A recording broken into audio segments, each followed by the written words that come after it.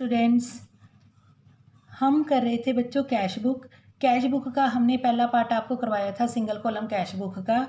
वो पहले वीडियो में करवाया था। आज हम आपको सिखाएंगे double column cash book. Double column जो होती है कैश बुक, इसके टाइप्स होते हैं। डिफरेंट टाइप की ये डबल कॉलम कैश बुक होती है। जैसे कैश और डिस्काउंट कॉलम होता है, एक बैंक एंड डिस्काउंट कॉलम होता है और एक होता है कैश एंड बैंक कॉलम। जो आज हम फोकस करेंगे वो है focus cash and bank column पर। जी बच्चों, हमने आज इसका फॉर्मेट जो है इसका पहले ही बना रखा है, तो फॉर्मेट देखेंगे। फॉर्मेट बहुत ही आसान है। फॉर्मेट में जैसे सिंगल कॉलम कैश बुक में तो सिर्फ एक कैश का कॉलम बनता था, और डबल कॉलम में एक कैश का कॉलम भी बनेगा और बैंक का कॉलम भी बनेगा, तभी इसको डबल कॉलम कहा गया है। डबल कॉलम में कैश और बैंक की ट्रांजैक्शन हम साथ साथ रिकॉर्ड करेंगे। अच्छा बच्चों, हमने बिल्कुल सिंपल आपको तरीके से बताया था कि स्टार्टेड बिजनेस विद कैश, जहाँ पे हमने आपको बताया था टू कैपिटल, कैश का बैलेंस दिया होता था तो कैश से स्टार्ट कर देते थे। लेकिन कई बार हमें कैश का बैलेंस भी दिया होता है, जहाँ हम कहें कि started business with cash ₹1 lakh या बैंक बैलेंस ₹1 लाख, तो कैश का अमाउंट कैश में लिखेंगे और बैंक का अमाउंट बैंक में लिखेंगे। और कई बार ऐसा होता है कि इसको जहाँ पे लिख देते हैं टू कैपिटल अकाउंट, और कई बार ऐसा होता है कि हमारे पास ऑलरेडी बैलेंस पहले से ही दिए होते हैं कि cash in hand ₹10,000, cash at bank also 10,000, तो उसको कैसे मेंशन करेंगे। तो आज हम जो स्टार्ट करेंगे तो ऐसे स्टार्ट करेंगे कि हमारे पास ऑलरेडी बैलेंस पड़े हुए हैं, तो उसको लिखना कैसे है। मंथ कोई भी आप में से स्टार्ट कर सकते हैं, कोई भी ईयर डाल सकते हैं, जो वैसे दिया हो वही डालना है आपने। तो सबसे पहले हम लिखेंगे जो हमारे पास बैलेंस पड़ा हुआ है उसके लिए लिखेंगे to balance brought down. Cash का बैलेंस मान लो 10,000 पड़ा है और बैंक का बैलेंस मान लो 20,000 हमारे पास पड़ा हुआ है, तो वहाँ से हमने ये क्वेश्चन स्टार्ट किया टू बैलेंस ब्रोट डाउन। अब बच्चों, अब जो कैश की ट्रांजैक्शन होती है, कैश से हम जो लेन देन कर रहे हैं वो हम कैश के कॉलम में लिखेंगे। और जो बैंक का ट्रांजैक्शन पता कैसे चलता है, जैसे goods purchased payment by cheque, goods purchase payment by cheque, तो इसको लिखेंगे कैसे। जैसे मान लो हमने 13 अप्रैल को, हमने अप्रैल 13 को सामान खरीदा। क्या खरीदा है? बाय गुड्स परचेज किया है, इसको लिखेंगे बाय परचेजेस अकाउंट। अगर तो हम उसे कैश में अमाउंट दे रहे हैं तो हम कैश के कॉलम में लिखेंगे। अगर हम उसे जो सामान खरीदा है अगर हम पेमेंट चेक के द्वारा कर रहे हैं तो उसका हम जो अमाउंट है वो बैंक के कॉलम में शो करेंगे। ऐसे ही जैसे मान लो रेंट पे किया तो रेंट के लिए बाय रेंट अकाउंट। ये तो हम आपको पहले ही बता चुके हैं कि क्रेडिट साइड में हम पेमेंट दिखाते हैं सारी, और जो इसका डेबिट साइड है उसमें हम सारी रिसिप्ट्स दिखाते हैं। तो इसलिए बच्चों आज हमने इसके बारे में ज़्यादा डिटेल नहीं बताया, इसके फॉर्मेट के बारे में सीधा पॉइंट टू पॉइंट बात कर रहे हैं। अब बाय रेंट अकाउंट, अगर हम कैश में रेंट पे कर रहे हैं तो लिखेंगे कैश के कॉलम में। जैसे 5,000 मान लो हमने कैश पेमेंट किया और मान लो रेंट पे किया बाय चेक, तो जितना अमाउंट चेक के द्वारा पे किया है उसको बैंक के कॉलम में लिखेंगे। ओके स्टूडेंट्स, अब बच्चों हमने जो आज मेन आपको बात बतानी है वो है कॉन्ट्रा एंट्री। कॉन्ट्रा एंट्री क्या होती है, ये थोड़ा सा हम आपको इसके बारे में बताएंगे कॉन्ट्रा एंट्री के बारे में। कॉन्ट्रा एंट्री जो है वो डबल कॉलम कैश बुक की मेन एंट्री मानी जाती है। कॉन्ट्रा एंट्री हम क्यों कहते हैं, क्योंकि इसका कैश और बैंक दोनों पे इसका इफेक्ट पड़ता है। और कॉन्ट्रा एंट्री किस किस की होती है? दो ट्रांजैक्शन ऐसी हैं जिसकी कॉन्ट्रा एंट्री होती है। पहली ट्रांजैक्शन है कैश डिपॉजिट इनटू बैंक। एक तो जब कैश बैंक में जमा कराया जाता है तो इसकी कॉन्ट्रा एंट्री होती है, और दूसरी होती है जब कैश हम विदड्रॉ करते हैं from bank for office use. Cash withdraw from bank for office use. हाँ जी बच्चे, ये पहले हम सीखेंगे cash deposited into bank. Cash जब बैंक में जमा कराया जाता है तो हमारा कैश कम हो रहा है लेकिन बैंक का बैलेंस बढ़ रहा है, तो इसकी एंट्री सिंपल एंट्री करते हैं। जब कैश बैंक में जमा कराया जाता है, bank account debit to cash account, और जब इसको अब हम इसमें डबल कॉलम में कैसे लिखेंगे, ये देखो बच्चे, bank account debit to cash account, तो इसको हम यहाँ पे मेंशन करेंगे टू कैश अकाउंट। जो कैश का कॉलम है इसमें लिखा, इधर हमने पर्टिकुलर में लिख दिया टू कैश अकाउंट, और जितना पैसा बैंक में जमा कराया है वो हम यहाँ बैंक के कॉलम में शो करेंगे। एक तो हमने इसका डेबिट साइड में इफेक्ट दिखा, और इसका एक दूसरा इफेक्ट हम दिखाएंगे बाय बैंक अकाउंट, और इसका जो अमाउंट है वो हम लिखेंगे कैश के कॉलम में। और साथ में इसका जो डबल इफेक्ट दिखाने के लिए साथ में हम शो करते हैं लेजर फोलियो में कॉन्ट्रा एंट्री। तो देखो बच्चों कितनी आसान है ये कॉन्ट्रा एंट्री, कि जब कैश बैंक में जमा कराया जाता है, एक तो हमने इधर डेबिट साइड में भी इसकी एंट्री करनी है और एक क्रेडिट साइड में भी एंट्री करनी है। कैश का कॉलम बैंक में लिखना है और बैंक का कॉलम, बैंक का जो अमाउंट है वो कैश में लिखना है, इसलिए इसको कॉन्ट्रा एंट्री कहा गया है। अब बच्चों जो इसकी दूसरी एंट्री है वो भी आप ध्यान से देखेंगे। दूसरी एंट्री थी cash withdraw from bank for office use. अगर हम पर्सनल यूज़ के लिए निकालते हैं उसको डबल कॉलम में नहीं लिखना आपने, वो कॉन्ट्रा एंट्री नहीं है। कॉन्ट्रा एंट्री तभी है जब हमने उसको ऑफिस यूज़ के लिए पैसे बैंक से निकाले हैं। तो उसकी एंट्री कैसे करते हैं, पहले तो simple entry cash account debit to bank account. तो अब देखो हमने लिखा टू बैंक अकाउंट, यही टू बैंक अकाउंट हमने इसको डेबिट साइड में शो करना है, टू बैंक अकाउंट। मान लो हमने 10,000 बैंक से निकाले, तो मैंने अभी आपको बताया कि बैंक का जो अमाउंट है वो हमने कैश में लिखना है, और इधर भी लिखना है हमने, क्योंकि दोनों साइड इसका इफेक्ट पड़ता है। इधर हमने लिखना है बाय कैश अकाउंट, और कैश का जो अमाउंट है वो बैंक में शो करना है। तो और इसको इफेक्ट दिखाने के लिए लेजर फोलियो में हमने क्या लिखना है, लेजर फोलियो में लिखना है हमने सी का मतलब है कॉन्ट्रा एंट्री।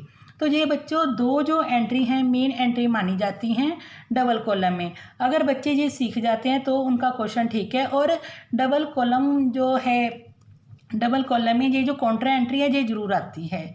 अब बच्चों बाकी तो सिंपल है, जैसे मान लो चेक रिसीव हुआ, एक ये भी आपकी मेन एंट्री होती है कि चेक रिसीव हुआ। जैसे एक एंट्री करते हैं चेक रिसीव्ड फ्रॉम राम, और उसी दिन उसको बैंक में डिपॉजिट कर दिया, तो इसकी तो सिंपल ट्रांजैक्शन करेंगे कि चेक रिसीव्ड फ्रॉम राम, जहाँ पे लिखेंगे कि चेक राम से मिला टू राम, और कितना चेक मिला, मान लो 10,000 चेक मिला, वो हमने सिंपल लिख दिया। लेकिन कई बार बच्चों क्या होता है कि चेक तो मिलता है लेकिन हम उसको उसी दिन बैंक में जमा नहीं करते, तो उसके लिए कैसे ट्रांजैक्शन करते हैं, उसके लिए ट्रांजैक्शन देखेंगे आप, check received, check received but not deposited into bank same day. Simple हमने एंट्री आपको बता दी कि चेक मिला और उसको उसी दिन बैंक में जमा करा दिया, तो उसकी ट्रांजैक्शन कर ली हमने।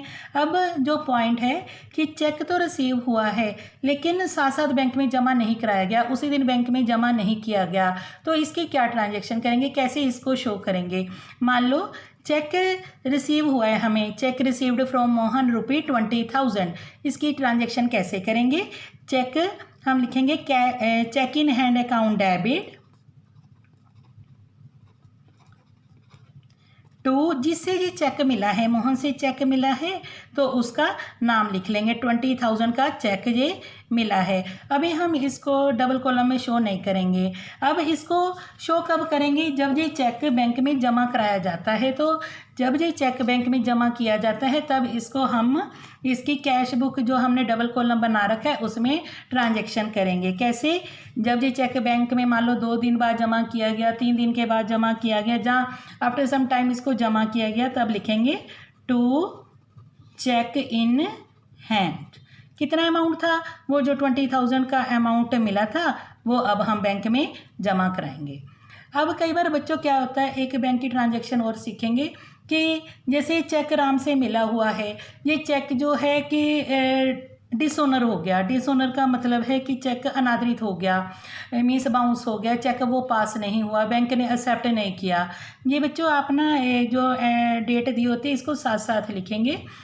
तो चेक मान लो जब हमने जमा किया था, आफ्टर 1 और 2 डे हमें पता लगा कि चेक हमारा वो पास नहीं हुआ जिससे जो मिला था, तो वो चेक अब वापस कर दिया जाता है। तो उसकी एंट्री कैसे करते हैं, उसको कैसे हम शो करते हैं, बाई जिससे चेक मिला था तब लिखा था हमने टू राम, और जिसको अब चेक वापस करना है वहाँ पे उसका सेम पर्सन का नेम और उसको जितना चेक मिला था जब हमने जमा किया था 10,000 उसको वो चेक वापस कर दिया जाता है, यानी कि बैंक के कॉलम में कट कर दिया जाता है।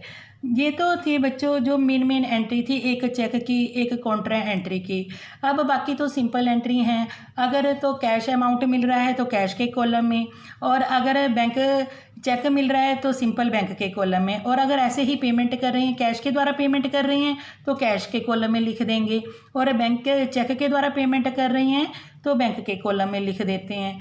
ठीक है बच्चों। बाकी और ये एक है मेन एंट्री जो करते हैं, कई बार ड्राइंग वाली एंट्री जो है बच्चे गलत कर जाते हैं कि cash withdraw from bank for personal use, इसकी भी कॉन्ट्रा एंट्री कर देते हैं। उसके लिए क्या ट्रांजेक्शन करते हैं, बाय ड्राइंग। जैसे cheque withdraw from bank for personal use ₹10,000, simple transaction करते हैं, बैंक से पैसे निकाले, बट रीज़न क्या है, फॉर पर्सनल यूज़, अपने पर्सनल यूज़ के लिए निकाले, तो इसकी कॉन्ट्रा एंट्री नहीं करेंगे, सिंपल हम इसकी ट्रांजैक्शन करेंगे, बैंक में से अमाउंट को कम कर देंगे। और बाकी जो बच्चे हैं कि सिंपल जैसे किसी से कैश रिसीव हुआ, रिसीव्ड कैश फ्रॉम गीता, तो इसकी ट्रांजैक्शन करेंगे, जिससे मिला उसका नाम, मान लो 50,000 कैश गीता से मिला, वो हमने कैश में लिख दिया। ठीक है। तो अब बच्चे बाकी तो फिर वही है कि इन दोनों की बैलेंसिंग करनी है आपने, और जो बैलेंस आएगा उसको आगे जो नेक्स्ट मंथ है उसको आगे ले जाएंगे। ठीक है। ये आपने सारा जो बैलेंसिंग करना है ये आपने लास्ट कॉलम जो हमने कैश बुक है उसमें भी सिखाया था। हमेशा ही कैश बुक का जो डेबिट बैलेंस है वो आता है। जैसे अब यहाँ पे करेंगे, देखें 10, 10, 20 और 50, और थोड़ा सा स्पेस छोड़ के हम ये टोटल कर देते हैं। जैसे यहाँ पे आया है कॉलम में हमने टोटल किया 70,000, और इधर इसका कैश का टोटल करेंगे 10, 20, 30 और 5,000 35, और इसको बैलेंसिंग करने के लिए क्या करेंगे, बाय बैलेंस कैरी डाउन। 35 का अमाउंट कम है, 35,000 का अमाउंट कम है, तो वो हमने बैलेंस में लगा के इन दोनों का टोटल इक्वल किया। ठीक है। ऐसे ही हम बैंक का भी टोटल करेंगे, 20, 40, 60 और 70। बैंक का भी हमारा जो टोटल आया है वो 70,000 है। ऐसे ही इसका क्रेडिट साइड का भी टोटल करेंगे बैलेंसिंग करने के लिए, 10, 20, 30, 40 और 50। बहुत सिंपल अमाउंट लिया था। तो इसका जो है 50,000 टोटल है क्रेडिट साइड का, और डेबिट साइड का आया था 70,000, और इसको बैलेंसिंग करने के लिए इसका 20,000 जो अमाउंट कम है वो हमने यहाँ पे लिखा, और टोटल इसका भी 70,000। और फिर लास्ट में ये इसकी 2 लाइन लगाई हमने, और ये जो बैलेंस आया है ये नेक्स्ट मंथ आगे ब्रॉड फॉरवर्ड कर देती हैं। कैसे लिखते हैं इसको नेक्स्ट मंथ के लिए, जैसे ये मान लो ये अप्रैल का मंथ है और अब ये नेक्स्ट मंथ जो है वो लिखेंगे। ठीक है। To balance brought down, cash का जितना बैलेंस बचा था वो लिखेंगे 35,000, और बैंक का बैलेंस आया है 20,000। और बच्चों एक बात बतानी है हमने कि बैंक का नेगेटिव बैलेंस भी हो सकता है। नेगेटिव बैलेंस का मतलब है कि बैंक ओवरड्राफ्ट हो सकता है। बैंक ओवरड्राफ्ट क्या होता है, बैंक ओवरड्राफ्ट का मतलब है कि बैंक में जितने हमारे पैसे जमा थे उससे हमने ज़्यादा निकाले हुए हैं, इसे नेगेटिव बैलेंस या बैंक ओवरड्राफ्ट कहते हैं। तो बैंक का ओवरड्राफ्ट भी हो सकता है, बैंक का डेबिट बैलेंस भी हो सकता है, लेकिन जो कैश बुक है उसका हमेशा ही डेबिट बैलेंस होगा। ओके स्टूडेंट, अब ये क्वेश्चन है इसकी थोड़ी सी प्रैक्टिस करेंगे क्योंकि ये थोड़ा सा क्वेश्चन मुश्किल है, थोड़ा सा प्रैक्टिस तो करनी ही पड़ेगी आपको। और ये क्वेश्चन कई बार बच्चों आ जाता है डबल कॉलम का, और जो कॉन्ट्रा एंट्री है वो भी ज़रूर आती है। Okay students, thank you.